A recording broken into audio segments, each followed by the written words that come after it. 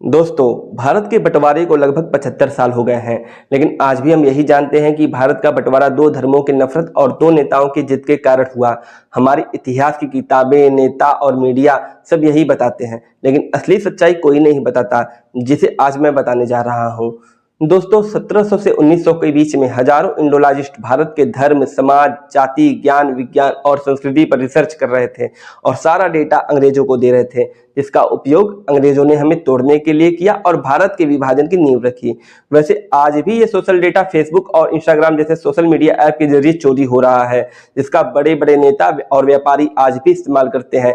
आपको क्या लगता है, मार्क जुकरबर्ग सिर्फ एक ऐप बनाकर खरबपति बना है? नहीं, वो हमारा डेटा बेचकर बना है। आज व्यापार, राजनीति से लेकर मनोरंजन के प्रचार और प्रसार का मुख्य केंद्र सोशल मीडिया ही है, जहां हमारी ही जानकारियों का हमारे ही खिलाफ उपयोग हो रहा है।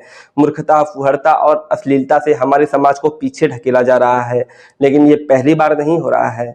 19वीं सदी की शुरुआत से ही अंग्रेजों को पता चल गया था कि भारत में बड़े विद्रोह जरूर होंगे, और उस दिन से उन्होंने भारत की जनता में फूट डालने का षड्यंत्र रचना शुरू कर दिया।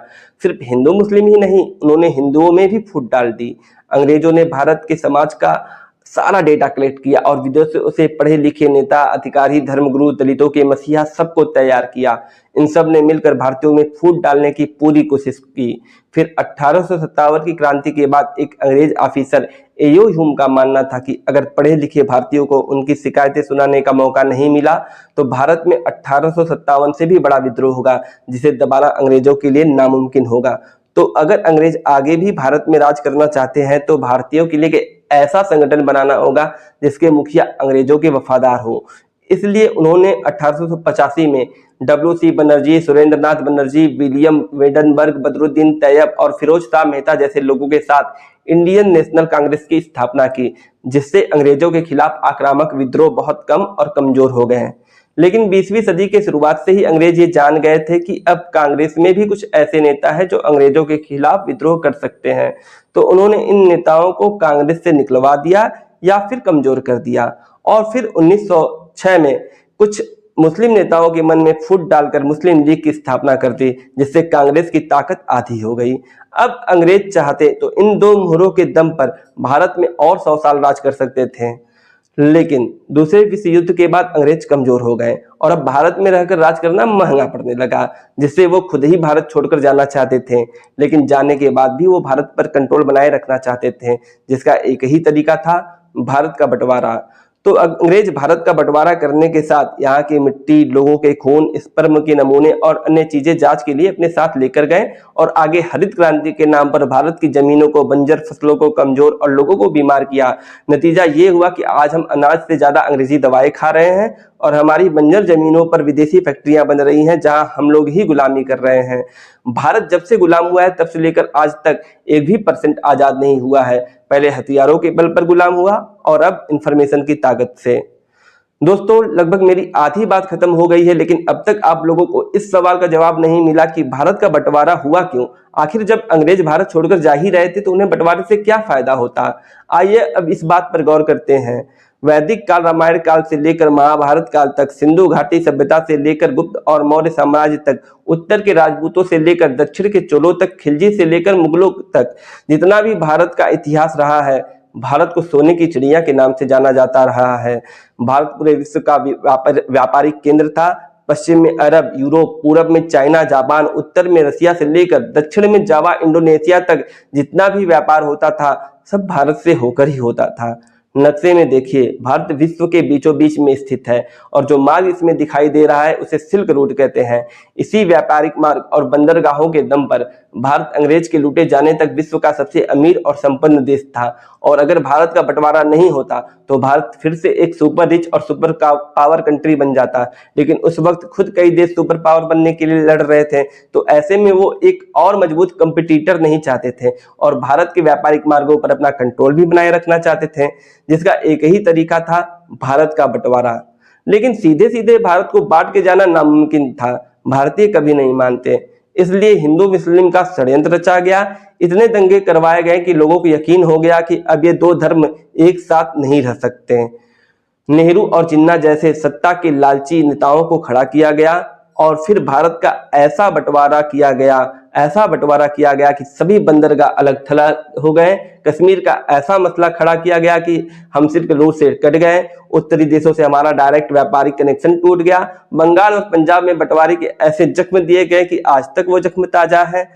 आज जहां चाइना पीओके, लद्दाख और अरुणाचल के पास गांव के गांव बसा रहा है, हम इन इलाकों के आतंकवाद और युद्ध से जूझ रहे हैं और इससे निपटने के लिए भी उन्हीं देशों से हथियार खरीद रहे हैं जिन्होंने ये हमें नासूर दिया है। फिर भी भारत की हालत थोड़ी ठीक है, कम से कम विदेशी ताकतों के चंगुल से निकलने की कोशिश तो करता है।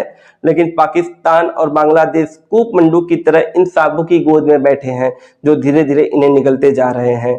लेकिन आज अगर ये तीनों देश एक होते तो ये जो $100 बिलियन सीमा सुरक्षा पर खर्च होता है वो एजुकेशन, हेल्थ केयर, टेक्नोलॉजी और इंफ्रास्ट्रक्चर पर खर्च होता। हमारी जीडीपी लगभग 10 ट्रिलियन की होती।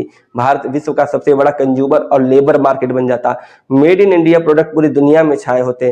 पाकिस्तान के पास एनर्जी और मिनरल्स, बांग्लादेश के पास टेक्सटाइल और मैन पावर और भारत के पास आईटी और एग्रीकल्चर, ये तीनों ही मिल जाते तो एक आत्मनिर्भर और ताकतवर इकोनॉमी बन जाती। ग्वादर से लेके मुंबई और चटगांव से लेके चेन्नई तक सभी बंदरगाहों से भारत फिर से एक ग्लोबल ट्रेड सेंटर बन जाता। कश्मीर का विवाद नहीं होता, इसलिए हम फिर से सिल्क रूट से जुड़ जाते हैं। इसके अलावा और भी कई फायदे होते अगर भारत का बंटवारा नहीं हुआ होता तो। लेकिन ये सब फायदे सुनने में कितना अच्छा लग रहा है ना, पर आप भूल गए हैं कि हर सिक्के के दो पहलू होते हैं। अगर फायदे होते हैं तो नुकसान भी होता है, क्योंकि एक तरह से भारत एक बहुत विशाल देश बन जाता जिसे ऑपरेट करना एक गुलामी से निकले देश के लिए बहुत मुश्किल होता। मल्ल परस्त नेता हर तरफ दंगे करवाते, भारत के अंदर एक गृह युद्ध छिड़ जाता और भारत खुद अंदर ही अंदर कई टुकड़ों में बढ़ जाता। लेकिन अगर भारतीय समझदारी से रहते और आपसी सामंजस्य बना के रहते तो भारत इस विकट स्थिति से भी निकल जाता। और अगर देखा जाए तो जिस स्थिति की बात मैं कर रहा हूं, आज के भारत की भी स्थिति कोई इससे अलग नहीं है।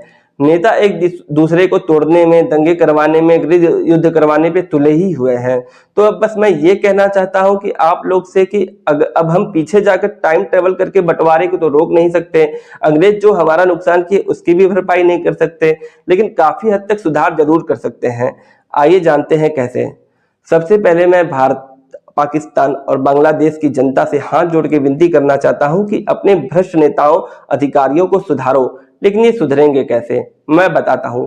देखो दोस्तों, भ्रष्ट नेता और अधिकारी कोई आसमान से आते नहीं, ये आते हैं हम ही लोगों के बीच में से। और अगर हम लोग अपने अंदर झांक कर देखें तो जैसे हमारे नेता और अधिकारी हैं वैसे ही हम भी हैं। थोड़े से चोर, थोड़े से बेईमान, पक्षपाती, ऊंच नीच, भेदभाव करने वाले, लेकिन इसमें भी हमारी गलती नहीं है। हम लोगों ने हजारों साल की गुलामी और गरीबी देखी है, इसलिए हम सभी जल्दी से जल्दी अमीर होना चाहते हैं, ढेर सारा पैसा बटोरना चाहते हैं। ठीक ऐसे ही हमारे नेता, कोई 100 करोड़ हड़पना चाहता है, कोई लाखों करोड़ों का स्कैम करना चाहता है। अरे बेवकूफो, तुम्हारी 100 पीढ़ियां भी इन पैसों को बचा नहीं पाएगी। किस्मत में तुम्हें एक मौका दिया है कुछ बड़ा और भला करने का, नाम कमाने का, और तुम उसमें भी क्या कर रहे हो? चोरी, वो भी अपने ही देश से। तो दोस्तों, अगर आप चाहते हैं कि हमारे नेता सुधरे तो पहले हमें सुधरना होगा। सामान्य नैतिक शिक्षा और नैतिक मूल्य और नागरिक कर्तव्य भी हमारे अंदर नहीं है। जब यह कर्तव्य हम अपने अंदर लाएंगे तो ये हमारे बच्चों के अंदर भी यही आएगा और आगे यही बच्चे हमारे नेता और अधिकारी बनेंगे। कहा है ना, इंसाफ की डगर पे बच्चों दिखाओ चल के, ये देश है तुम्हारा, नेता तुम ही हो कल के। लेकिन पहले हम लोग तो सुधरे तब ना हमारे बच्चे सुधरेंगे। घर में झूठ बोलेंगे, कलेश करेंगे, चोरी बेईमानी की बातें करेंगे और बच्चों और नेताओं से उम्मीद करेंगे कि देश की सेवा और हमारी सेवा करें। लेकिन ये जो मैंने तरीका बताया है वो फ्यूचर के लिए है। अभी जो भ्रष्ट नेता है उनका इलाज कैसे करें? अब देखिए, इसका कोई एक लोग और एक पत्रकार विरोध करे तो उसे नेता लोग निपटा देंगे। 2 महीनों के भीतर ही हमारे देश में लगभग 2 पत्रकारों की हत्या हो गई है। कितने ईमानदार अफसरों तक की भ्रष्ट सिस्टम के खिलाफ जाने पर हत्या हो जाती है।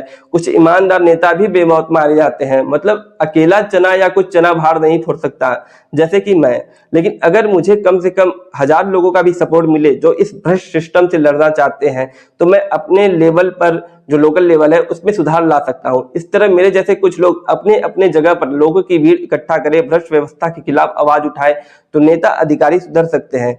याद रखिए, ये नेता अधिकारी इतना करप्शन करते हैं कि अगर ये आधा भी कम कर दें तो भारत की आधी समस्या खत्म हो जाए, पर ये गधे स्विस बैंक की तिजोरियां भरते जा रहे हैं। अब आते हैं एक और पहलू पर। चलिए मान लेते हैं इन तीनों देशों के नागरिक और नेता काफी हद तक समझदार और ईमानदार हो गए हैं, तो अब आगे क्या करें? अब तीनों देशों को फिर से एक साथ मिलाना मुश्किल है, लेकिन ये आपस में सामंजस्य बैठाकर रह सकते हैं। जैसे यूनाइटेड नेशंस, अरब के अमीरात और यूरोपीय देश आपस में जुड़े हुए हैं, वैसे ही ये तीनों देश भी आपस में मिलकर रह सकते हैं। इससे व्यापार, पर्यटन, रोजगार सबके रास्ते खुलेंगे, लोगों की गरीबी कम होगी, आतंकवाद का खात्मा हो जाएगा, बाहर देश में कमाने नहीं जाना पड़ेगा, भ्रष्टाचार नहीं रहेगा, तो हम अपने पैसों का विज्ञान, टेक्नोलॉजी और उद्योग में चीन, जापान, अमेरिका जैसे देशों की तरह खुल के इन्वेस्ट कर सकेंगे, जिससे हमारे मेधावी इंजीनियर, वैज्ञानिक और उद्योगपति जो विदेश जाते थे वो देश में ही बहुत बढ़िया काम करेंगे। अच्छी शिक्षा और नैतिक मूल्य से अपराध और बलात्कार भी काफी कम हो जाएगा, जो हमारा हैप्पीनेस इंडेक्स है वो ऊपर उठ जाएगा। तो कुल मिला जुलाकर इसके बहुत से फायदे होंगे, और क्या क्या फायदे हो सकते हैं उस पर हम लोग अगर बात करेंगे तो बहुत लंबा वीडियो बन जाएगा। कुछ आप लोग कमेंट में बताइएगा कि अगर तीनों दो देश जो है, बाकी जो यूरोपीय संघ है और यूनाइटेड नेशंस है, इन सब की तरह अगर हम तीनों देश, भारत, पाकिस्तान और बांग्लादेश, ये तीनों देश एक साथ मिलकर रहें तो हमारे देश में क्या क्या हो सकता है, क्या खुशहाली आ सकती है, क्या डेवलपमेंट हो सकता है। इन सब पर आप लोग कमेंट बनाएं, कमेंट में बताएं, और कमेंट में ये भी बताएं कि जो वीडियो मैंने आप लोगों को वीडियो में इंफॉर्मेशन दी है वो आपको कैसी लगी। धन्यवाद दोस्तों, आज का वीडियो यहीं पर खत्म होता है।